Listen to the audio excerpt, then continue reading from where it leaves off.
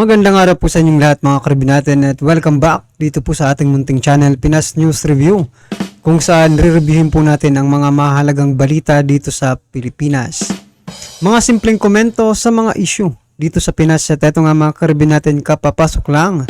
Matindi to. Really nagsalita, Duterte Remulla nagulantang, ICC pahiya pinaaresto. Yan mga karibin natin pinaaresto ang ICC ni Enrile. Nako po. Yan po ang ating alamin mula po rito kay News PH. Yan, nasa description po ang full video link ng balitang ito. Subscribe na po kayo kay News PH. At kung bago ka pa lang at di pa po nakapag-subscribe sa ating munting channel, please don't forget to subscribe at i-click na rin po ang bell notification para updated po kayo sa lahat ng ina-uploads nating reaction video. At eto nga, basahin muna natin yung ilan po sa mga naging komento ng ating mga kababayan patungkol po sa naging balitang ito. Ito po, no? Tama yan, hulihin nyo nga ICC. Nako, ICC, bago kayo pumunta sa Pilipinas, ayusin nyo muna ang lugar ninyo. Nako, dapat lang na ipahuli niya dahil kay Trililing ICC. Pag nahuli ang ICC, ibala sa kanyon at pakain sa pating. Pinoy na Pinoy talaga, Duterte pa rin kami. Yan, I salute you, Manong Johnny. Yan, mabuhay po kayo. Siya nga lang pangulo ng panig. Yan, Ito, basahin ko ulit mga karabin natin, Siya nga lang pangulo ng paningil kay Lucio Tan at sa napakalaking tax. Nako. Yan, no? Si dating Pangulong Duterte lang daw, di umano, ang nakapagpaningil dito sa mga oligarko ng napakalalaking tax. Yan, Di man makahuli ang ICC, wala naman silang pulis. Yan, Hoy, hindi sinungaling si Enrile. Yan ang mga leader na may isang salita at may talino. Tama, walang takot maglakad sa gabi. Ngayon, bumalik na naman ang mga adik sa lansangan. Totoo po yan. Malaking gulo ginagawa nila. Arrest them all. Yan, So, mga karibin natin, yan po ang ilan sa mga naging komento ng ating mga kababayan, no? Patungkol po sa naging balitang ito. Ito, panoorin po natin ang buong video ito para mas lalo po nating maunawaan, no, kung bakit ganito ang kanilang mga komento at reaksyon, no? Ito na po.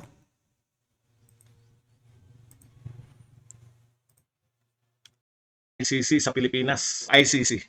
Okay. Etong kaso na to, pauso lang din nila to eh. Sabi ko nga, naunahan na sila ni Pangulong Duterte. Hindi na po tayo, wala na pong jurisdiction ang ICC. Dapat nga hindi na natin pinapansin yan eh. Pero dahil mabait masyado tong si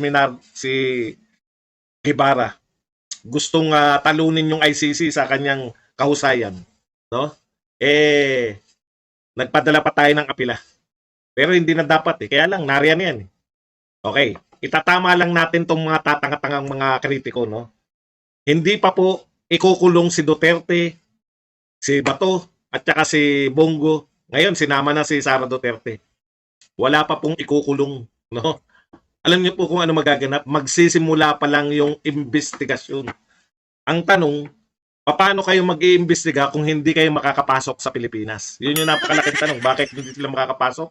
Yun lang. Ipapahuli sila. Sabi ni Enrile, kung siya lang daw masusunod. Advisor lang siya eh. Siyempre, hindi naman talaga siya masusunod. Pero kung siya lang talaga daw ang masusunod, ipapahuli niya lahat ng mga taga-ICC na papasok dito sa Pilipinas. Ayan po yung mga galing po yan sa mga matatalinong tao. No? Si Remulla po, nagsabi ngayong araw na to na dismayado siya sa ICC kasi dalawa po ang sinasabi ni Remulla. At dito muna tayo kay Enrile. Papahuli niya. Ang reaction po niya nung dati PCGG si ano na nga pangalan nun? Si Carranza. Dapat daw kasi tinanong si Carranza, ano po masasabi niyo? Ayon po kay dating Senate President Enrile. Pag may pumasok daw po na ICC, ipapahuli niya.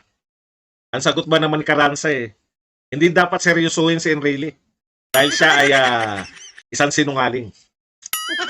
Alam mo Carranza, no? Kung hindi mo alam, hindi nagsasalita si Enrile dahil Trip niya lang magsalita. Ipapaalala ko lang sa'yo, Karanza, baka nakakalimutan mo. Si Enrile, advisor ng Pangulo. No? At ayon sa ating, hindi po bubit, ayon sa ating pagkakaalam, di ba? Yung huling in-advise niya, sinunod ng Pangulo.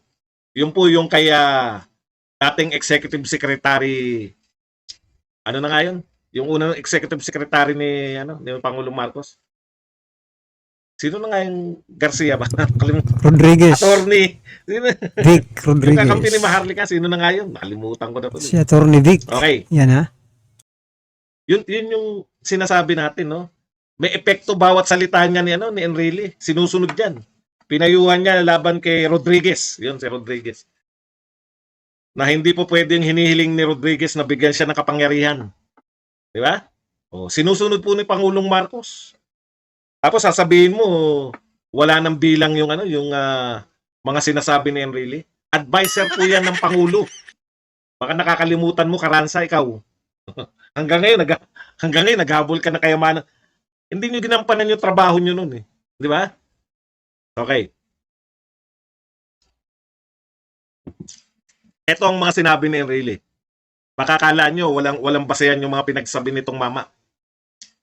Ito ang sinabi niya, I will not agree to surrender the sovereignty of the Philippines to anybody, not even to the United Nations. Siya po ay Chief Presidential Legal Advisor. Okay. So yun po ang tinututulan niya, I will not give up the prerogative of our government to enforce the laws to protect our society from the evils of drug addiction. That is precisely the reason why there is a government. So ito po, yung ginawa po ni Pangulong Duterte, yan po ay prerogative. Program po yan. No? Program po yan para masugpo ang drug addiction.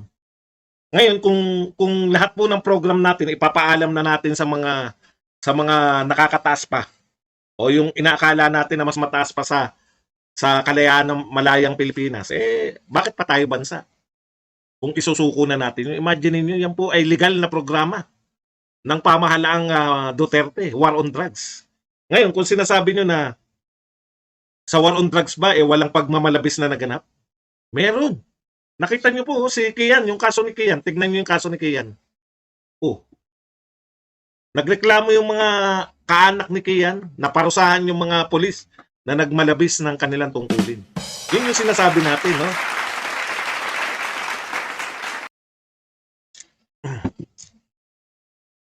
Yun yung sinasabi natin na prerogative ng gobyerno. Hindi masama ang mag-conduct ng war on drugs. Kasi ganito ang nangyari, no? Lahat ng mga kritiko ngayon, palpak ang war on drugs, kaya dapat makulong si Duterte. Pucha ko, matatawag nyo bang palpak yan? Yan po ang dahilan kung bakit si Pangulong Duterte popular na popular.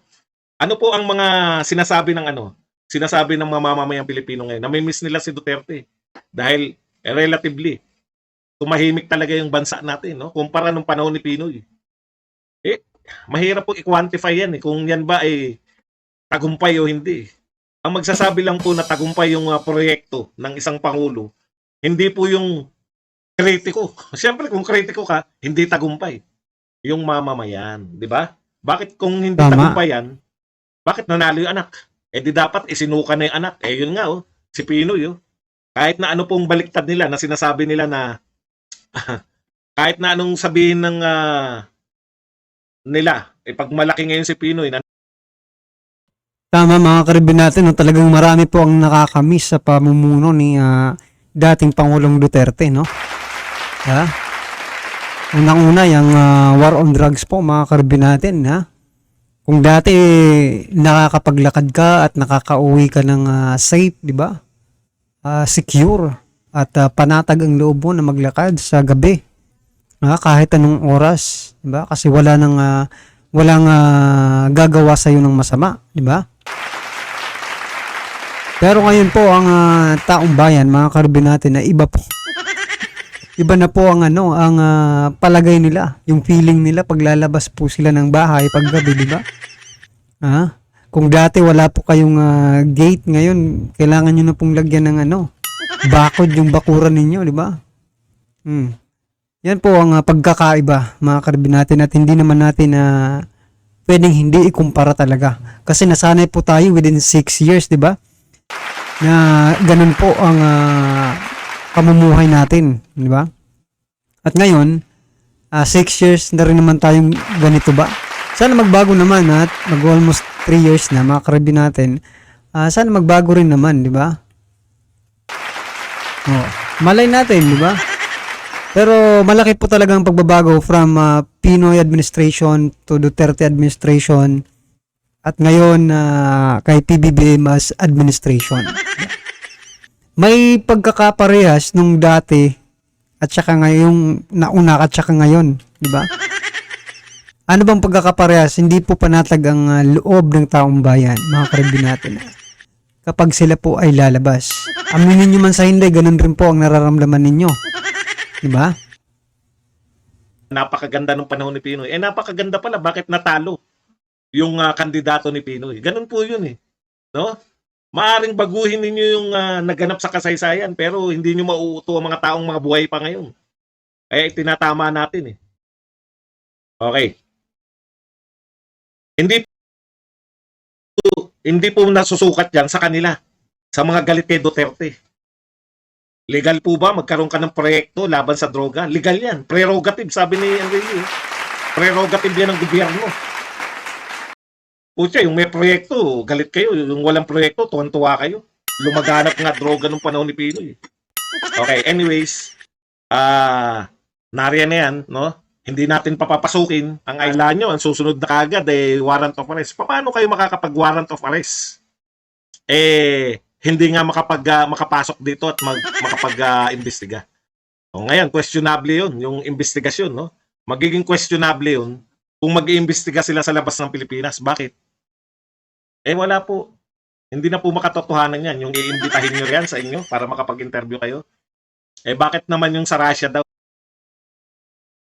Malamang sa malamang yung magpapaimbita, di ba yung iimbitahin nila, mga karibin natin, mga galit po sa mga Duterte. Kasi wala namang di ba? Meron, sige, syempre, pagtatanggol rin naman si Duterte. Mga karibin natin. Kaya useless po kung sa ibang bansa sila mag-iimbestiga. Ano yun, dapat yung pag-iimbestiga nyo on the grounds, di ba? Yung talagang nasa masa. Kasi yung mga i-interview nyo, nila, di ba? Ng ICC kung mag-i-interview man, di ba? Yan po ay parang hindi nga po yan nakikihalubilo sa mga masa eh. Diba? Yung mga bahay pong yan, mga karibin natin, nandun po sa mga subdivision. Ha? Wala po dito sa mga tulad natin na talagang nandito talaga. No? Baga nandito sila, dito tayo, on the grounds tayo, mga karibin natin. Kaya palpak na palpak po yan kung yan po ang gagawin nila. No? Well, anyway, mga karibin natin, lahat naman po tayo may kanya-kanyang reaksyon at opinyon. Comment na lang po sa baba para at least alam po ng ating mga kababayan ang inyo pong nararamdaman patungkol po sa naging balitang ito, right? Huwag din pong kalimutan mag-subscribe kay News PH. Yan, nasa description po ang full video link ng balitang ito. Subscribe na po kayo kay News PH. Maraming salamat po.